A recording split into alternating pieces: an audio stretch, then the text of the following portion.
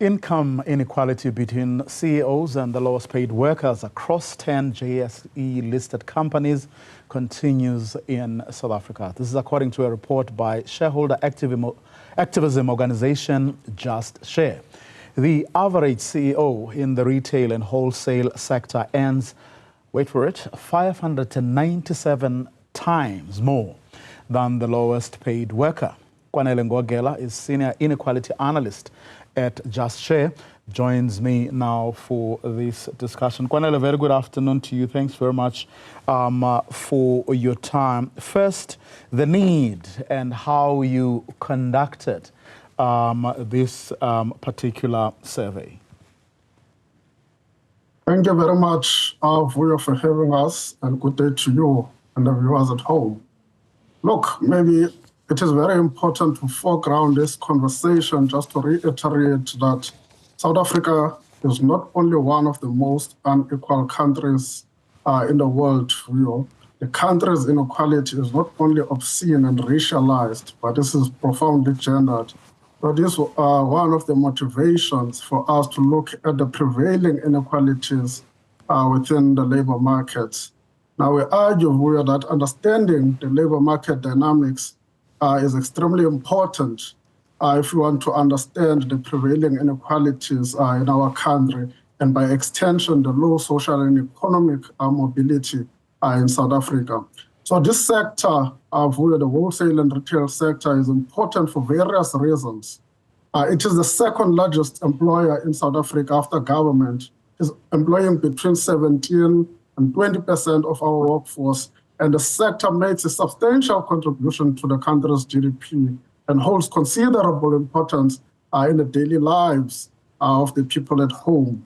But what we're equally concerned with and emphasizing it is that the retail sector, as we would know, that is covered by what we refer to as a sectoral determination, which is aimed at protecting vulnerable workers.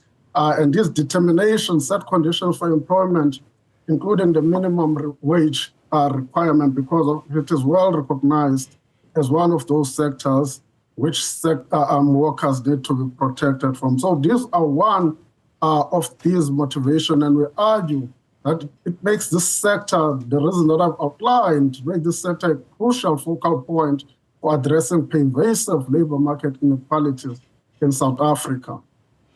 Now, talk to us about the role that incentives, short and long term, actually play in really driving the points you've made home, because a big portion of the remuneration packages of these CEOs comes from these incentives, where in a situation where it looks like the salaries are themselves quite hefty, but the fact that a lot of this is hidden in these incentives does make it look like it's actually far less than it actually is in reality, doesn't it? Yeah, as you correctly point out, that executive remuneration in general in South Africa is composed of what is referred to as the total gross pay, TGP, and the lowest, as you would see, for instance, in our analysis, the current Pick n Pay CEO got like 10 million. That's just the guaranteed pay. And a significant portion of an average CEO in listed companies will come from your short-term incentives and your long-term incentives.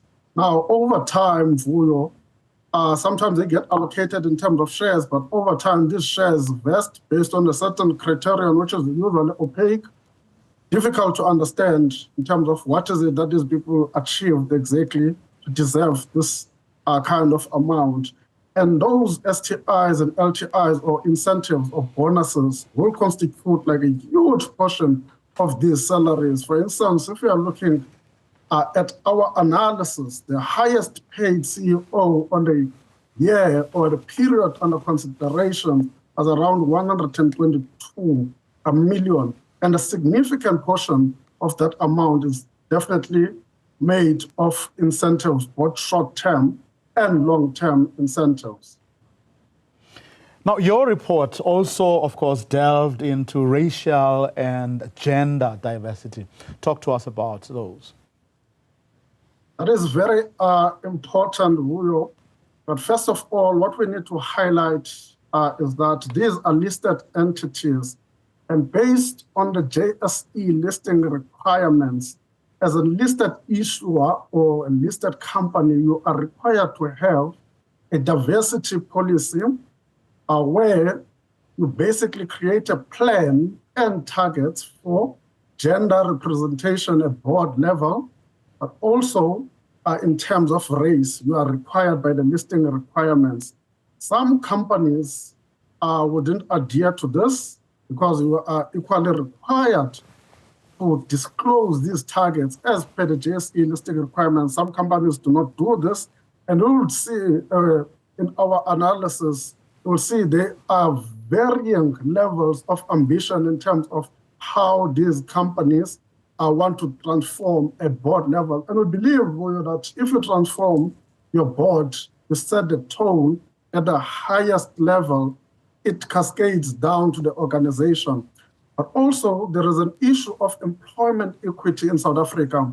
And our concern, Vuyo, is that it has been a laissez-faire where the markets have been left to their own devices in terms of driving transformation at management level. And we know there's been recent amendments to the Employment Equity Act. But if you are looking at leadership diversity in general, especially top management in this sector, it is bad. It is not reflective of the country's demographics, Vuyo, but also not inclusive in terms of gender representation. That is concerning because women in this country, in this sector, if you're looking across these companies which we analyze, they would make up around 60% on average of these companies' workforce. But we'll find out at top management, senior management, they are not well represented. Now, does it go, okay, you have seen, your report says you've seen poor levels of, generally speaking, representation of women and black people in board and top management role. Where company boards and senior management is more or are more representative, does it necessarily follow that workers or workers' compensation is better and there's a lot more representativity across the board? We do not draw that parallel, but if you are looking at the analysis, for instance, clicks leads the pack in terms of racial representation at board level, and you'd also equally see clicks is also among the top 2 leading companies at executive levels in terms of inclusion when it comes to gender representation.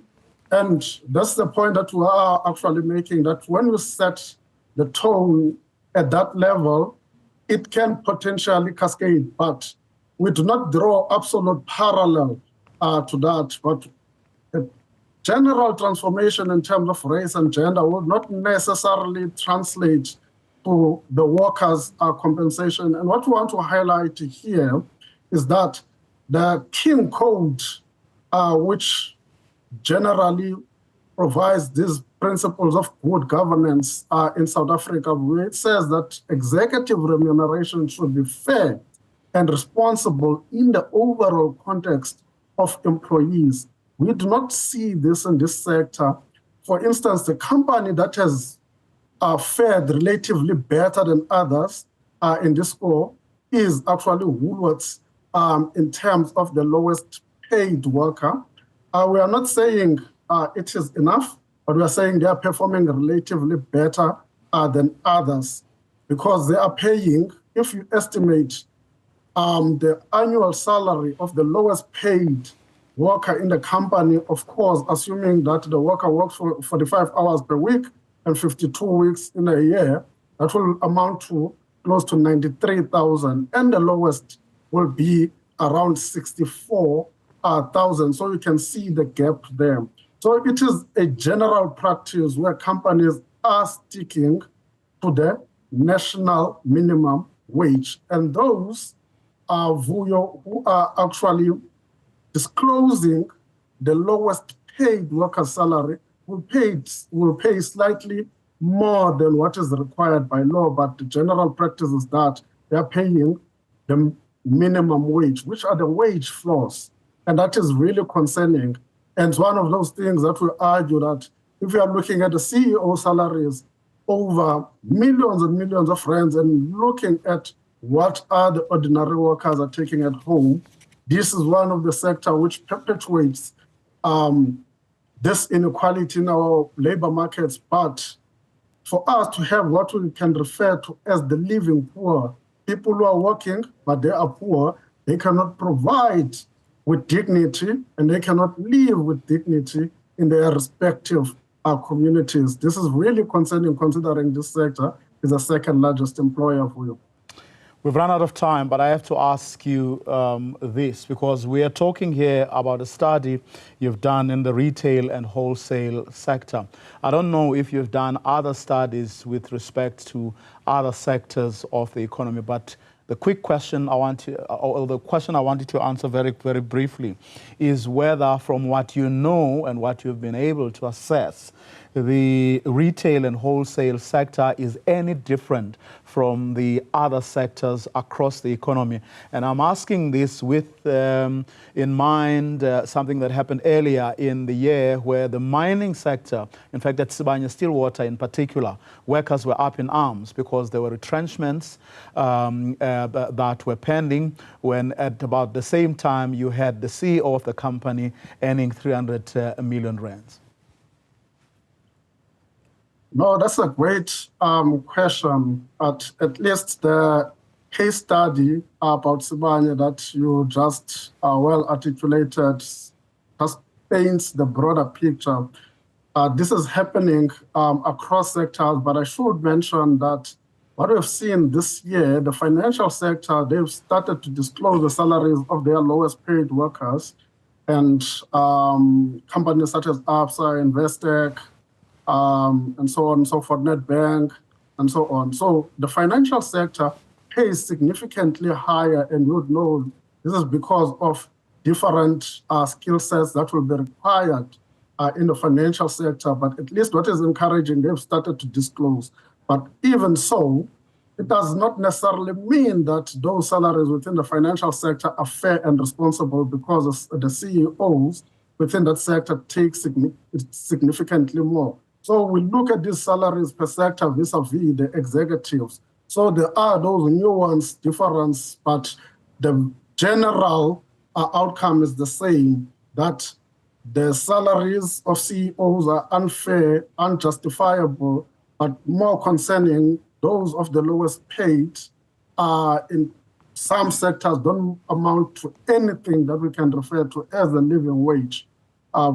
So we have done a study last year where we are looking at the entire top 40, and it is available on our website. That's why we're going to leave it for now. Kwanele Ngogela, thanks very much for your time as a senior inequality analyst at Just Share, following, of course, a study that they conducted of the retail and wholesale sector. Mixed picture coming out there, but of course, a lot to be concerned with.